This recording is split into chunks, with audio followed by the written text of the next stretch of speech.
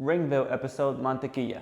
Hey, what's up everyone? How you doing? My name is Kevin Herrera Sanchez, KHS, and today I have the absolute pleasure of sitting down with, you've seen him at House of Glory, Three Legacies Wrestling, Impact Wrestling, New Japan Pro Wrestling. He is smooth like butter. Mantequilla, how's it going? I'm good, man. Thanks for having me. No, thank you so much for taking the time and sitting down with me. Yes. It's like, I truly do appreciate it. Word. I said this earlier when we were talking off camera, but it's like, you were on the card for like the first indie show I ever went to. And it's like, I think one of the things that really stood out was just like how much I remembered you after the show. Sweet. And it was just like a sense of different traits of your character. Like, first thing is, you come out to the song Mucha Lucha from the show. What made you decide to come out to that song? So when I first started wrestling, I had a tag partner, and we came out to Sonic the Hedgehog, the theme song from Green Hill Zone. Okay. So when I became a singles wrestler, I kind of wanted to keep like the cool, cartoony kind of fun vibe, and you know, I loved Mucha Lucha. I felt like it fit the character pretty well. So yeah, that's what made me stick with that one. Nice. The Sonic 3 song? Yeah. Because that's a banger too, yo. Yep. Video game songs go hard. Yep. Like sometimes they're in the rotation. Just Yeah. Were you always like inspired by luchadors? Yeah, I was always inspired by luchadors. I loved masked wrestlers growing up. Ultimo, Rey Mysterio, Psychosis. I had a bunch of favorite wrestlers with, you know, masks and stuff like that. But I definitely didn't want to wear a mask when I first started wrestling. No, absolutely not. I don't know. I didn't really want to. And it kind of like fell in my lap and it stuck. So now I wear a mask. So what was your first mask design like? My first mask was a Mil Máscaras mask. A Mil Máscaras, nice. It was just a Mil Máscaras mask when I was something you doing just Battle bought, Royals. like. Yeah, and I didn't know any better. I didn't know how to get my own mask and how to design it and stuff. So I picked one up from like, you know, a random taqueria and wore it for a little while until the guy where I was training at the time was he made me a mask. Oh, word? Cool. Yeah. So it's like, what was the creative process in like coming up with a design and like a color scheme that you liked? Okay, so when I became Mantequilla, it was a play off of butter. Like obviously it was a play off of things of butter. So I sat with a friend of mine named Smiley, and he wears a bunch of masks and designs all his own stuff. So I sat with him and I gave him my ideas, and he kind of drew it out. My first design, which is still this one, and he drew it out for me, and there you go. Oh, that's fine. Yeah. And so that's how it came alive. We played it off of the Parquet Butter brand that you could get at the supermarket with the color scheme and stuff. So, yeah. That's that funny. Yeah. Because now I see it. Like, Now, Mantequilla translates over to butter, right? And you say you're smooth as butter. Yes, sir. In the ring. Yep. How did you acquire that like skill to just, because you're incredible in the ring. Thank you. Of course. And it's like just watching your matches, like I just being kind of like awe, I was like, whoa, how can he do that? Like how can he turn, or how quick, like just how quick you can be? Yeah. It's like, where was it that you kind of figured out, I was like, hey, this is the style that I want to do? Training with Red at House of Glory. One, I knew I wanted to be a high flyer and jump around and do kind of quick stuff, because I've done a bunch of different athletic stuff that required me to be jumping around, like rollerblading and skate parks and stuff. Oh, where? So when I started wrestling, like it just attracted to me, like the high flying style. And Amazing Red is like the greatest high flyer of all time. So just that kind of, you know. Yeah, it's easy when you got like one of the best, like, absolutely, yo, you can do that. Like, yeah. When he's guiding it and saying, hey, copy this. I go, okay. Yeah. Since you did stuff prior to where it's like you had to like move around and jump around, yeah. was it easier to like do like some of those high spots that you do in the ring?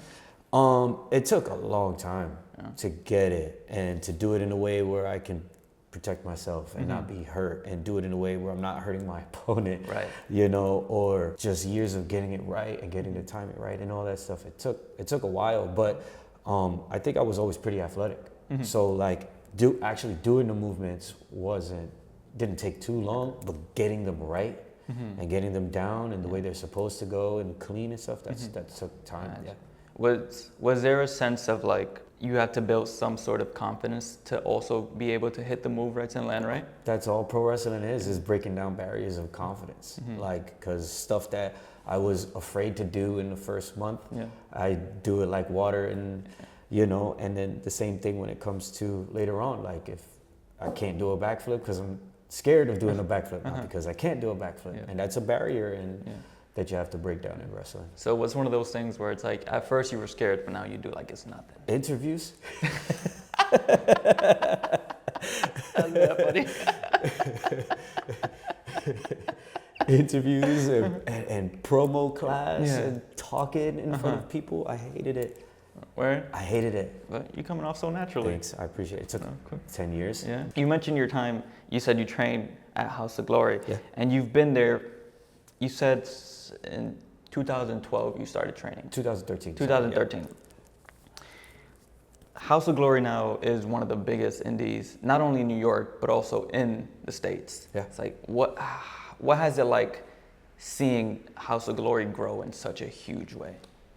Seeing House of Glory grow in a huge way is cool, man. Because I was there when it was small. Mm-hmm. I was there when they were doing like in-house student showcases and in the building, and then also doing shows in the glass building in the boxing gym. I would go to shows and see that, and the small Elks Lodge to Missouri to going on tours all over the place. It's really cool to see. Like it is really cool to see. Like just I don't know how to describe it. Proud. I'm proud of Red and Brian. And I'm proud to be a part of it, and have been a part of helping it grow and stuff. Absolutely. So it's cool. Yeah, because you're someone who has been on those showcases and those pay-per-views, like other shows that have been traveling too, where it's like you had a match with the legendary Ultimo Dragon. Yeah, man. What was that experience like for you? Well, when I saw the flyer, my jaw dropped because Ultimo's like, he's the Ultimo Dragon, dude. No, that's like, yo, what? It's Ultimo Dragon. And, I remember playing with him as a kid in the video games, all the different colors that he had. And to see that I was going to be wrestling him on the same card, because I found out when everybody else found out. Oh, word? When the flyer drops, I was like, shit. That's what I'm doing next. You know, it was a shock because, for at this time it was maybe like 5 or 6 years that I was already wrestling, and I didn't really have big opportunities like that. Like I didn't wrestle anybody who was like, a name or an active wrestler, or somebody who's like cool that everybody knows, like Ultimo Dragon, somebody famous. And he was like maybe one of my first or second ones, and to be Ultimo Dragon, it was surreal. It was surreal. Talking to him was surreal. Working with him was surreal. Being in the ring, watching him do his entrance with Sonny Ono was surreal. It was crazy. It was crazy. Was that one of those moments where it's like you kind of like, while watching him do his entrance, you like take it in and you're like, yo, I'm doing this? Yeah, dude. I was just like, I hope this goes well. I hope this goes well.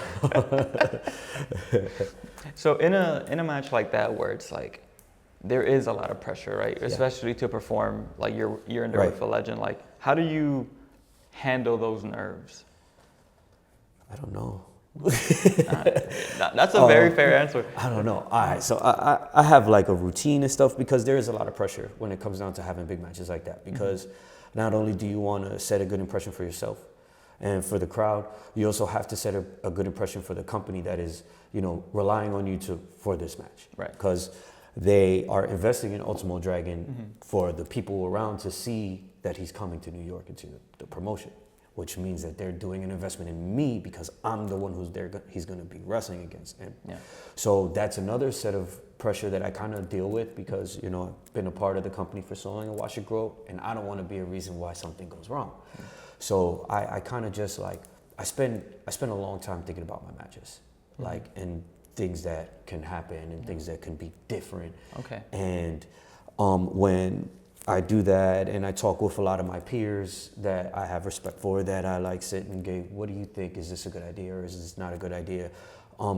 After going through all the different things, it kind of helps me have a sense of, all right, I know what I want to do going in. So it's a little less pressure as opposed to going in or not knowing at all. Then just like normal breathing exercises before the match goes, and like putting on my headphones and like meditating in the corner and like taking the time to just relax and like lower my heart rate and just calm down. That helps. And then, once the music hits, it's go time. Yeah. Like the switch turns on. Yeah, the switch turns on, and everything else, nothing else matters. What, what's playing on in those headphones? Oh man, I listen to lofi. Yeah. Oh, that YouTube. Yeah, man. I just with the listen person to studying. Yeah, I listen to that. It calms me down. Yeah. It doesn't make me think about anything specific. So I feel when I used to do my homework in school. Yep. They were in the back. I listen to that or some instrumentals and stuff. You know. Yeah. So you talked about like the company relying on you to put on a match with such a legend, right? Mm-hmm. They also relied on you and had faith in you when you won the Cruiserweight Six-Way Champion. Yeah. What was that experience like for you? That was really fun. Yeah. That was really fun because I got to work with KC Navarro leading up to it because, you know, winning the title was one thing. It's the chase that makes it really cool. Mm-hmm. And the story for the entire year that we put getting there was really fun to be a part of and develop and like just mix up minds, like I said before, and talking to peers and working with Red and to make it as like the extravagant as it was for the end. It was really fun to do. Was there a sort of a sense of like accomplishment? Yeah, absolutely. Yeah. Absolutely. And then it's like, do you kind of just go back and it's like just look at the title for a little bit, like this is me now, like? Yes, yeah, for sure. Mm-hmm. Sit there and like soak in all the hard work that you put in. I sit there and I think about how it worked, because like being creative mind and stuff, like sometimes it hits and sometimes it doesn't hit. Right. So when that specific title, when I won that title, you know, it hit and it worked, and everything we did that we planned for a year, like came to fruition, and it worked the way that we hoped it would, because it's a hope that it's gonna work. Right. Yeah. And it's like, especially in wrestling, where it's like you can tell a story, but then it's like you never know if the fans are gonna like the story that you're telling. Hey, and man, it's like for maybe sure. midway they switch. It's like, oh, actually, I like this person better now. And that happens all the time. Right. So it's like how like a year story, KC Navarro, right? And it's like there was a really fun spot in the match, and where he takes off your mask. Yeah. And it's like usually, you know, like luchadors would kind of hide and just like, but you do the opposite. You embrace it. Yes. And then you use that to take the advantage of the match. It's like, did you know you were going to do that, or did you just feel it? No, I didn't know. I was just feeling it in the moment. Yeah. And it just kind of happened. Like, it's pro wrestling, and sometimes you just go with stuff, and magic happens, like you said. No, absolutely. No, for sure. Who are some of your like favorite wrestlers when you first started watching? First started watching wrestling? Yeah. Rey Mysterio, Eddie Guerrero. I loved like the APA back in the day, and of course the Hardy Boys. And, Absolutely. You know, The Rock was really cool and enticing. I love The Rock and Stone Cold and Jericho, and the normal '90s wrestlers. I loved all Attitude that Era growing. Yeah. Grew up Attitude Era, switching back and forth between WCW and Monday Night Raw, and so it was really cool. Did you like stick to one, or were you just like, no, this is just wrestling? I just love wrestling. So it always like, I loved wrestling, but like if I knew Macho Man was going to be on WCW, I was going to watch that part where Macho Man was on. So it all depended on who was on the TV at the time. Gotcha. That would make me decide what I'm switching to. Would you be more interested in the characters and personalities or the wrestling itself? It's really hard to say. Okay. It's tough because the characters or personalities are one thing, but I always really love the wrestling. So when the bell ring, I could appreciate a good promo and a good setup and all that. Yeah. And if the match doesn't keep up, I'm going to change the channel and watch the other match. Okay. You know? Yeah. And if I didn't get a promo, it's a bit of both. It all depends on how I'm feeling in the moment. Being in Impact and being in New Japan, like, how does that come up? Like, did they reach out to you? So for Impact, the first time I did Impact, it was a joint show with a promotion that I was already working with called PPW in Pennsylvania. And they wanted me to wrestle for their show and represent the company, which was really cool. Then I did the same thing for House of Glory. Then at House of Glory, so this is where networking and stuff is kind of cool. I ended up wrestling for House of Glory on a Lucha Libre show that featured Matt Striker. Okay. I wrestled with Matt Striker that day. Then I met Matt Striker again 2 years later at this Impact show that House of Glory did. And he remembered me, we talked, stuff like that. The Sammy Callahan and a couple other guys who were watching the show kind of saw it. And then Red ended up picking people to go and represent Hawk to go to their local show that was going to be in Melrose Ballroom. Yeah, and that's kind of how it happened. Yeah, no, the power of networking. The power It's of great. networking and, you know, showing up at the right times and talking to the right people and then showing up in the ring at the right times. Absolutely. Yeah. And then what's the time period like on New Japan? Where do they come in the picture? So New Japan came into the picture right after I won the Cruiserweight title from KC Navarro.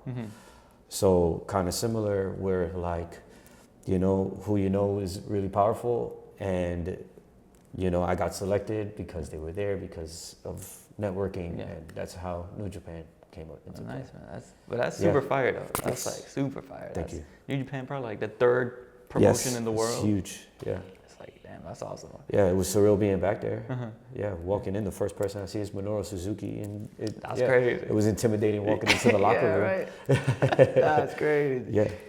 What is a match that people should go watch to where they can get a better understanding of who Mantequilla is? If I could say, I could say a couple. One would be my match with Encore. I wrestled Encore. I defended the title with Encore. We ended up, we wrestled. I talked a little bit, and that match is super fun. We ended up dancing in the ring and going back into and then wrestling. the ref jumped in too, right? The ref jumped in, and another match I could see is a match with Ichiban, where you know I challenged him to a push-up competition to try to get the advantage, and you know those matches, I guess off the top of my head, would probably be really good to kind of get a good sense of who Mantequilla is. Okay. You know. Yeah. And they'll be in the description too. Yeah, so for sure. You can always check them out. Yeah. And then, in your wrestling career, what are some of like accomplishments that you've had that you felt really proud of? Certainly wrestling for New Japan Pro Wrestling was like got to be one of my biggest accomplishments. My pride and joy of like the thing that doing that, you know, wrestling for Impact. The few times that I got to do it, wrestling with Ultimo Dragon is huge.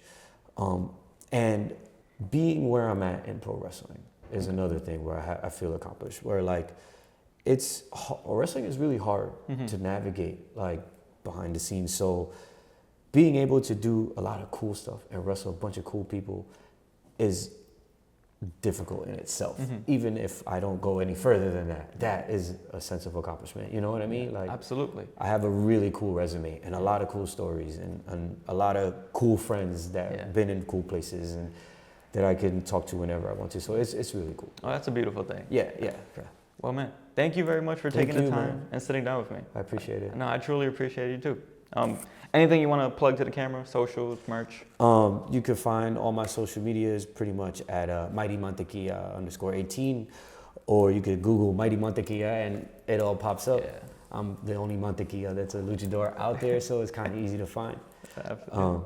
If you don't know how to spell Mantequilla, Google translate the word butter, and you got it. That's that funny too. Well, all right, everyone. Until next time, we out. Peace.